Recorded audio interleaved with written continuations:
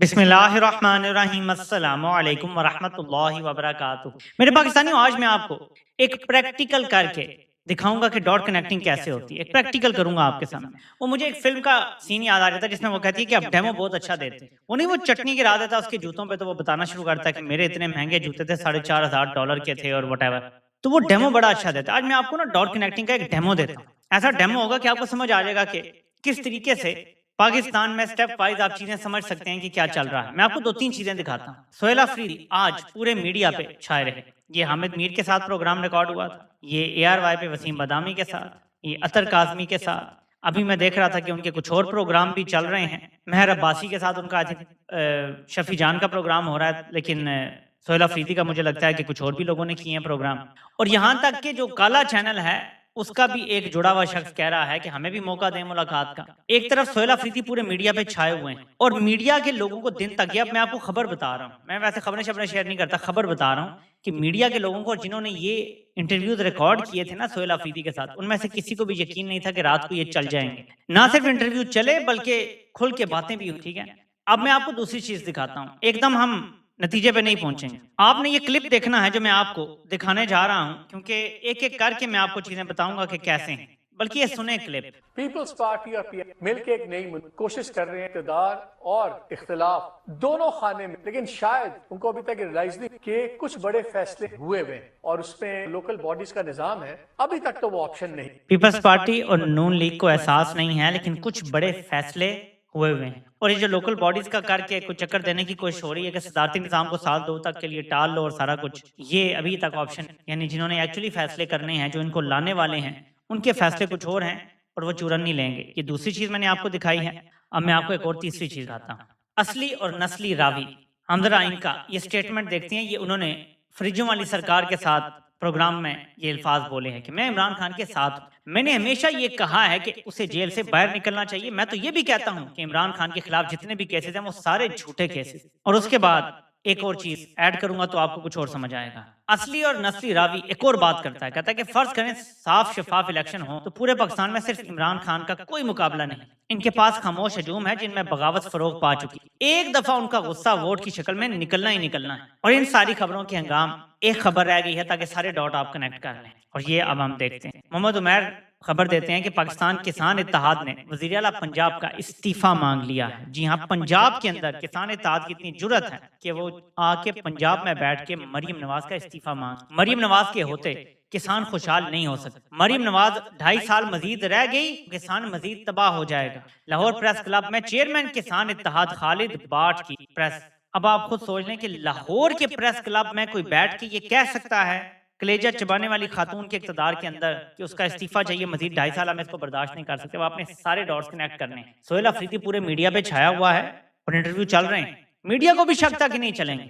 असली और नस्ली रावी कह रहा है कि इमरान खान पे सारे केसेस जाली हैं, झूठे हैं और मैं तो चाहता हूं कि वो रिहा और इमरान खान इलेक्शन जीतेगा जीतेगा एक बार। किसान इत्तेहाद कहता है कि इसका हमें इस्तीफा चाहिए। और उसके बाद इमरान खान को गिरबान पकड़ने की धमकियां देने वाला सहाफी कहता है कि बड़े फैसले हो चुके हैं, नून लीग और पीपल्स पार्टी को समझ नहीं आ रही। समझ आ गया आपको? ये सारे तरतीबवार जब आप देखेंगे तो एक ही चीज है कि कंपनी इनका तरा निकाल के, इनको डरा के अपना बहुत बड़ा काम निकलवाने जा रहा है। और शरीफों दरदारियों को, क्योंकि पता नहीं, मैं मुसलसल आपको बयानियां बता रहा हूं। देखें, हर रोज मजीद डॉट्स कनेक्ट होंगे, हर रोज आपको ये समझ आएगा कि जो बात मैं कह रहा हूं वो बहुत ज्यादा दुरुस्त मालूम होती है। मैं तो तज्जिया करता हूं ना हालात को। देखिए, आपके सामने मैंने 4-5 चीजें रखी हैं, सब एक ही तरफ इशारा कर रही हैं। वरना अचानक सोहेल अफरीदी कैसे सारे स्ट्रीम मीडिया पे चल रहा है, जियो पे चल, जियो और ARY पे सेम टाइम चल रहा है, प्राइम टाइम। जरा इमेजिन करें ना, थोड़ी सी अपनी अक्ल लड़ाएं। सोहेल अफरीदी तो इमरान खान के लिए बात कर रहा है। वो कौन सा कोई कह रहा है कि आसिम मुनीर मेरा हीरो है। बात तो इमरान खान की हो रही है, लेकिन वो चल रहा है। तो ये जर्नैल चलने भी कोई चीज तब देते हैं। सोहेल अफरीदी तो चले, उसने अपनी बात कर दी, उसे मौका मिल गया। वो चलने देते भी तब है मीडिया पे जब उन्होंने अपना कोई काम निकलवाना होता। इसको मैं थोड़ा सा अगर आपको पीछे लेकर जाऊं तो ज्यादा बेहतर एक्सप्लेन कर सकूंगा। जब इमरान खान ने 2013 के इलेक्शन के बाद कहा ना कि 4 हल्के खोल दो, नवाज शरीफ को तो पता था कि वो हमेशा धांधली से आया है, हमेशा उसको इक़्तिदार दिया गया है, वो हमेशा लाया गया है, कभी आया नहीं है। तो नवाज शरीफ नहीं माना, किसी सूरत नहीं माना। और ज़ाहिर फौज ने भी नहीं मानना था, क्योंकि धांधली उन्होंने की हुई थी उसके हक में मुबैना तौर पे। तो इमरान खान 4 हल्के कहते रहे, एक पूरा साल से ज्यादा गुजर गया।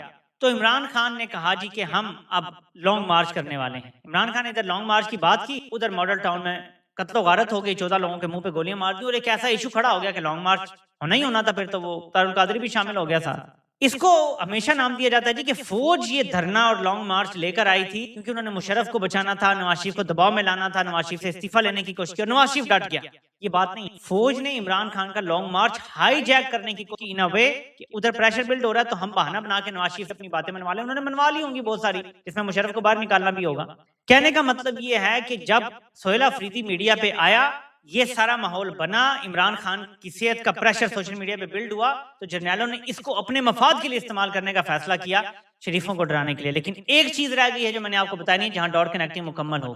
एक रिपोर्टर है जिसके बारे में मुझे ये था कि ये लोग पाकिस्तान का मुस्तकबिल हैं, लेकिन उसने मुझे शदीद मायूस किया है, बहुत ज्यादा मायूस किया है। मुझे लगता था कि ये लोग जो नए साफी आए हैं, ये ग्रास रूट से आए हैं, ये मेहनती हैं और ये बड़ा ऊपर जाएंगे और पाकिस्तान की सहाफत बड़ी महफूज हो गई। उसे रिपोर्टर या साफी जो भी कहूं, उसने आज दावा किया है कि इमरान खान से किसी अहम शख्सियत की 5 अगस्त को मुलाकात हुई है सुबह के टाइम, और ये अहम शख्सियत की इमरान खान से चौथी मुलाकात है अडयाला के अंदर। ये इसी सिलसिले की कड़ियां हैं। पाकिस्तान में आपके जराए तो फिर भी हो सकते हैं, लेकिन आप ऐसी खबर चला के बच सकते हैं अगर जर्नैल ये मुलाकात खुफिया रखना चाहिए। और अगर कोई मुलाकात हुई, यानी कि एक साथ ये सारी खबरें चलवा दी हैं। सोहेल अफरीदी मीडिया पे, शरीफ और जरदारी जानते हैं कि जब फौज किसी को अलाउ कर देती है, आजादी दे देती है, तो इसका मतलब है उधर डील हो रही है। फौज ये तासुर देना चाह रही है कि कोई डील हो रही। समझ रहे हैं मेरी बात आप? सोहेल अफरीदी को खुली छूट, जाओ मीडिया पे। फौज ये तासुर देना चाहती है इमरान खान से मामला।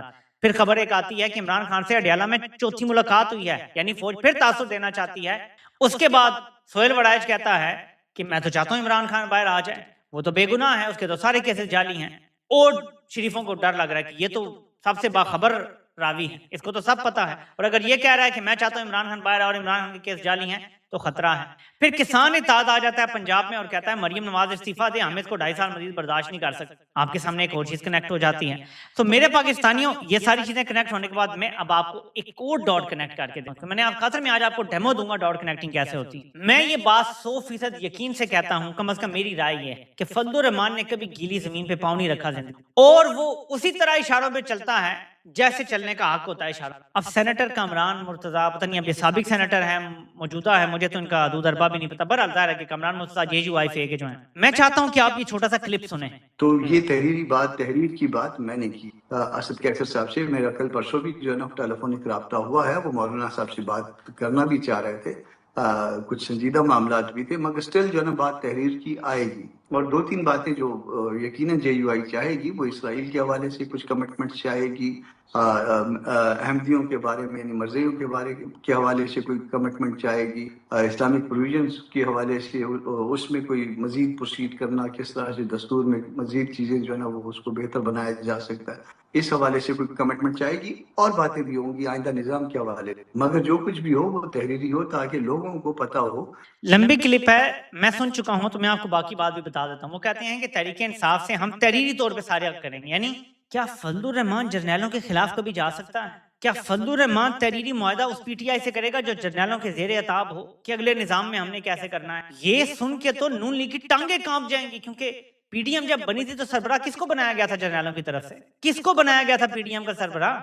थोड़ा सा गौर करें कि इस टाइम सारा आपको एक ही साइड पे जाता हुआ नजर आएगा और फैन तो परेशान हुए खड़े होंगे। और जैसे ही फिर उनके सामने डिमांड्स रखी हुई हैं, वो एक डिमांड भी वो ज़ाहिर पूरी करेंगे, दूसरी भी करेंगे, तीसरी भी करेंगे, चौथी भी करेंगे। वो इनकार तो नहीं कर सकते ना। लेकिन शरीफैन और जरदारी को ये चीज पता है कि ये 2-3 डिमांड जो सामने रख दी गई, इसके बाद तो हमारी चित्तर परेड होनी। वो डरे हुए हैं असल में, वरना वो इनकार की जरूरत नहीं कर सकते। मैं ये नहीं कह रहा कि ये कोई बड़े इनकलाबी है इनकार करें, इनकार नहीं कर सकते जर्नैलों को। लेकिन अगर कोई आपसे कहे कि वो सामने पहाड़ है उस पर चढ़ जाओ और पहाड़ से छलांग मार दो, आप थोड़ी देर के लिए सोच विचार तो करेंगे ना। बेशक वो जितना मर्जी खौफनाक बंदा और आप कितना डरते हैं उससे, आप एक बार कहेंगे यार एक सोचने तो दो। तुम मुझे कह रहे हो कि उस पहाड़ के ऊपर पहले मैं चढ़ूं और फिर मैं वहां से छलांग मार दूं, मतलब थोड़ा मुझे अभी वो ये हाल हुआ है। कंपनी वाले कह रहे हैं जर्नैल के वो पहाड़ पे चढ़ो और वहां से छलांग मार दो, तो वो सोच विचार में पड़ता, उनको और डराया जा रहा है और प्रेशर में लाया जा रहा है कि जी फजलुर रहमान के तहरीरी मुआहदा होने लगा है PTI से। सेनेटर कमरान कहते हैं जी मैंने मशवरा दिया असद कैसर से, मैंने राब्ता भी किया कि तहरीरी बातें होंगी। बातें क्या है? इसराइल के मामले में हमारे तहफुजात हैं। मैं इस पर भी बात करता हूँ थोड़ी। दीनी जो शिक्के हैं उनके हवाले से तहफुजात हैं और अहमदियों के हवाले से तहफुजात हैं। मेरा एक सवाल है सिर्फ, क्या ये सारी चीजें जब PDM का सरबराह बना था ये दीन फरोश मुल्ला, तो ये शरीफों और जरदारियों से भी लिखवाई थी? इस सवाल का जब आपको जवाब मिल जाएगा तो आपको बाकी सारी बातें समझ आ जाएंगी। देखें, पाकिस्तान में जर्नैल ना लोगों को ऐसे नचाते हैं कठपुत, और मीडिया सबसे बड़ी कठपुत। द फैक्ट कि वो सोहेल अफरीदी के प्रोग्राम चल गए हैं मीडिया पे और सोहेल अफरीदी उसमें बोल रहे हैं कि हाँ मैंने ये कहा था, हाँ यूं बात हुई, इमरान खान हम ऐसे करेंगे, वो मुझे नायल कर सकते हैं, करते हैं तो कर दें, मैंने वीडियोस रिकॉर्ड कर दी हैं, मेरे बाद कोई और आ जाएगा, नहीं तो कोई और आ जाएगा, पूरी तशरीह मिल रही है भाई। तो जर्नैल ये का कचूमर बना रहे हैं, जरदारी का कचूमर बना रहे हैं, में से किसी एक का कर रहे हैं या दोनों का कर रही हैं तो आने वाला वक्त बताएगा, लेकिन गेम यही चल रही है। सबसे ज्यादा हंसी मुझे तब आई कि जब वो बैठा हुआ रिपोर्टर, जिसपे मुझे बड़ी उम्मीद थी माजी में कि वो पाकिस्तान की सहाफत के मुस्तकबिल में एक अच्छा रिपोर्टर होगा, कि जी इमरान खान की जो है ना चौथी मुलाकात हुई है। मैंने कहा भाई ये पूरा स्क्रिप्ट चल रहा है, पूरे का पूरा स्क्रिप्ट लॉन्च हुआ है।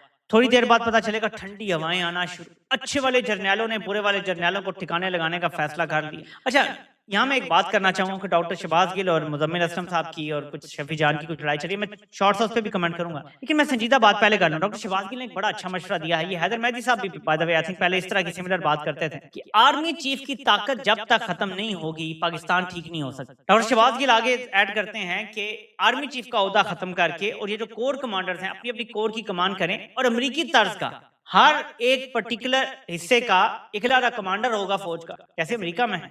वो कहते हैं कि इसी तर्ज पे पाकिस्तान में जब हम करेंगे, एक सेंट्रल फिगर नहीं रहेगा, आर्मी चीफ नहीं होगा, उसके बाद इतनी ताकत नहीं होगी, तो फिर मार्शल लॉ नहीं लग सकेगा, फिर इस तरह की इंटरफेरेंस नहीं हो सकेगी, कोर कमांडर्स को वज़ीर आज़म लगाएगा तो मसाइल खत्म हो जाएंगे।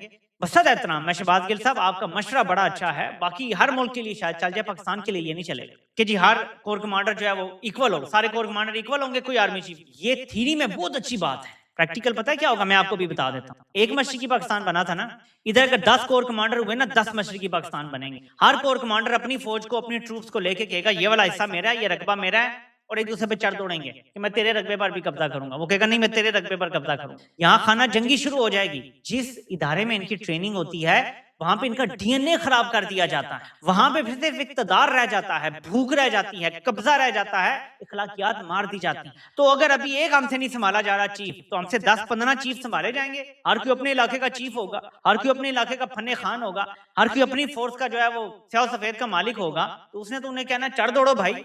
कोर कमांडर मंगला जो है वो कोर कमांडर पिंडी के ऊपर चढ़ दौड़ेगा अपनी फौजें लेकर, क्या होगा भाई। मैं मिसाल दे रहा हूं कि हमें बैठ के इस पर सोच विचार करनी पड़ेगी। ये जो बैठ के थ्योरेटिकल हम सॉल्यूशंस बताते हैं, ये मेरे ख्याल में पाकिस्तान के ऊपर सोच नहीं करेंगे। ये शायद बांग्लादेश के लिए अच्छे हों, ये इंडिया के लिए अच्छे हों, ये अमेरिका के लिए तो अच्छे हमें नजर आ रहे हैं, 1000 मुल्कों के लिए अच्छे हो, कितने भी 196 या 200 मुल्क हैं। पाकिस्तान की रियलिटीज को छोड़, यहाँ पे पहले जैसे भी कोई इनकलाब आता है, कोई शऊरी इनकलाब आता है, अवामी इनकलाब आता है, जब तक फौज को एज एन इंस्टीट्यूशन सियासत में शिकस्त नहीं दी जाएगी ना, ये नेक्स्ट स्टेप नहीं हो सके। ये वो अपनी रजामंदी से मानेंगे भी नहीं। फर्स्ट फेज हमें उसकी बात करनी चाहिए कि फौज को पहले हमने पॉलिटिकल डिफीट देनी है, मुकम्मल फौज से सियासी सरेंडर करवाना है, उसके बाद फिर बाकी चीजें। तो ये आइडिया अच्छा है। वैसे अब आते हैं इस लड़ाई पर जो चल रही है। देखिए इमरान खान की सेहत का इतना बड़ा मसला बना हुआ है, और पीटीआई के शहबाज गिल बड़े मेन लीडर रह चुके हैं, मुजम्मिल असलम साहब जो हैं वो वजीर खजाना है या मुशीर खजाना है खैबर पख्तूनख्वा के, और उन दोनों की एक्स पे लड़ाई हो रही है। उससे पहले शफी जान और शहबाज गिल की हो रही, बड़ी नाजेबा जुबान इस्तेमाल की जा रही है मुजम्मिल असलम साहब की तरफ से।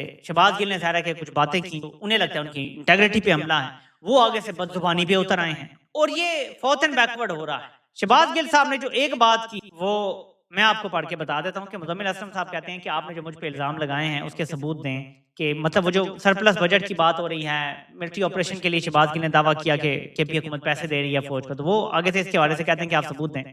तो शहबाज गिल ऊपर समद याकूब साहब के बीच में कूद पड़े, तो उसकी बात करने के बाद कहते हैं कि ओवर कॉन्फिडेंस की भी कोई हद होती है। हवालदार के बॉस ने कल पैगाम भेजा कि गुल भाई हाथ हल्का रखे, इसलिए खामोश हूँ। हवालदार का बजट बारे शौक भी पूरी तरह से पूरा किया जाएगा। हवालदार को लगता है इस 2 नंबरी का उसने कोई सबूत नहीं छोड़ा, इसलिए बार बार हवालदार कहता है कि कागजात दिखाएं। हवालदार को ये नहीं पता कि हमें हवालदार की